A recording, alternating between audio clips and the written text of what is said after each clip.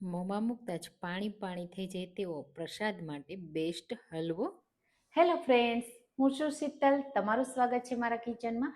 આજે આપણે બનાવીશું બેસનનો હલવો જે માત્ર 5 મિનિટમાં બની જાય અને ઓછા સમયમાં ખૂબ જ હેલ્ધી. વસંત પંચમી પર તમે જો આ પ્રસાદના રૂપમાં બનાવશો ને તો બધાનો ફેવરિટ થઈ જશે અને બધા માંગી માંગીને ખાશે. એટલો ટેસ્ટી બને છે. તો ચાલો બનાવી.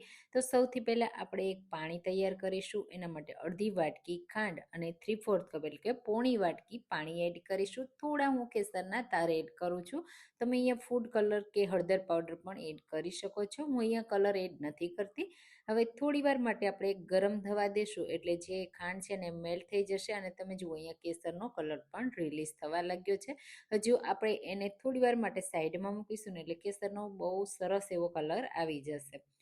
હવે આ જે હલવો છે ને એટલો મેલ્ટ એન્ડ માઉથ બને છે કે જેમને દાંત નહીં હોય ને એ પણ ખાઈ શકશે.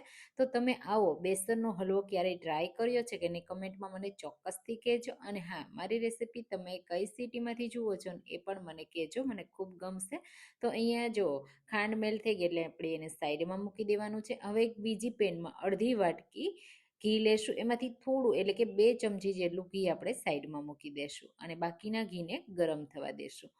અહીંયા આપણે એડ કરીશું રવો એટલે કે ઝીણો રવો આવે ને તે સૂજી નહીં પણ રવો આવે ને તેવો તમે જુઓ દાણા એકદમ આ રીતના ઝીણા હોય તેવો લેશું. એનાથી શું થશે કે એક તો દાણેદાર હલવો તૈયાર થશે અને ખાવામાં મોંમાં આવશે ને તો દાણા દાણા ખૂબ સરસ લાગશે. રવાને આપણે થોડી વાર માટે શેકવાનો છે. તો રવો શેકાશે ને એટલે તમને ખબર પડી જશે કે એમાંથી ઘી છૂટું પડી ગયું. અહીંયા આપણે રવાનો કલર ચેન્જ નથી થવા દેવાનો, માત્ર એને થોડો શેકવાનો છે. તમે જુઓ આ રીતે કન્ટિન્યુ ચલાવશું ને એટલે ઘી આ રીતે તમે જુઓ તરવા લાગ્યું ને ઉપર અને રવો નીચે બેસી ગયો. બસ રવો શેકાઈ ગયો. હવે એડ કરીશું બેસન. તો અહીંયા જે પેકેટનો બેસન આવે ને તે જ મેં લીધો છે. ઝીણો બેસન આવે ને તે જ. જો તમને મોહનથાળ બનાવવામાં બેસન આપણે વાપરીએ ને તે મળી જાય ને તો તેમાંથી પણ તમે હલવો તૈયાર કરી શકો છો.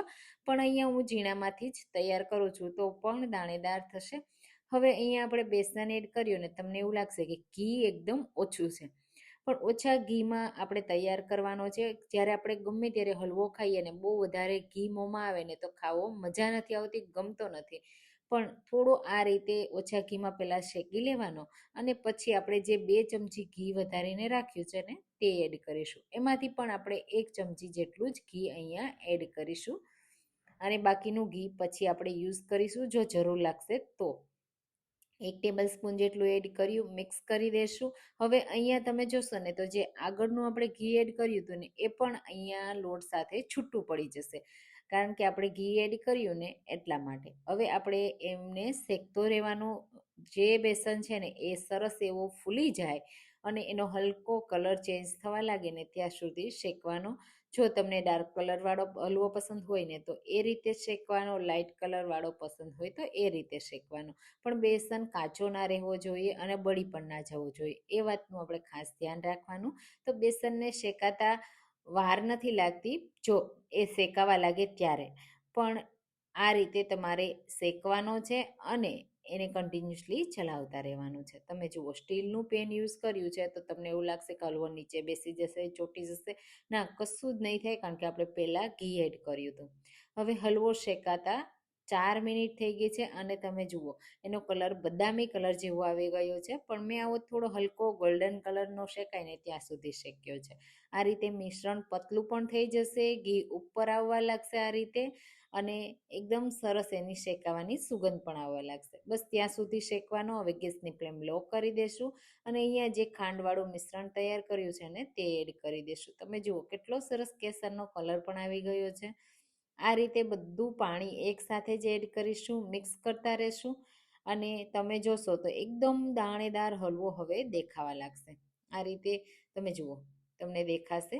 મિશ્રણ તમને જેટલું ઘાટું કે પતલું જેવું હલવાનું ટેક્સચર પસંદ હોય ને એ રીતે તમારે હવે એને કૂક કરવાનો.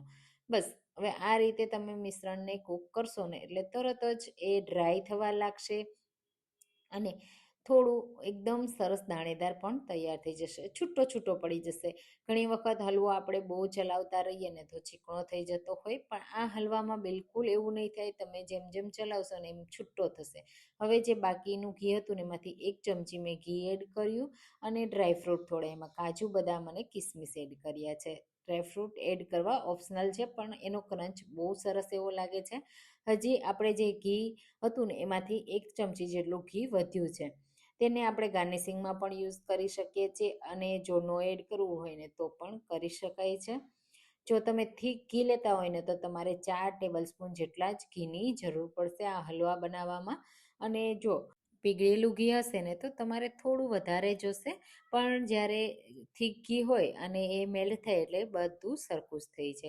હવે અહીંયા હલવાને ચલાવતા ચલાવતા તમે જુઓ હલવો થીક થઈ ગયો છે, પેનથી આ રીતે અલગ થવા લાગ્યો છે. અને હવે જેમ જેમ ઠંડો થશે ને એકદમ ડ્રાય થશે, બિલકુલ ચીકણો નહીં થાય. આ રીતે તમે જુઓ એમાં પરફેક્ટ દાણા આવી ગયા છે.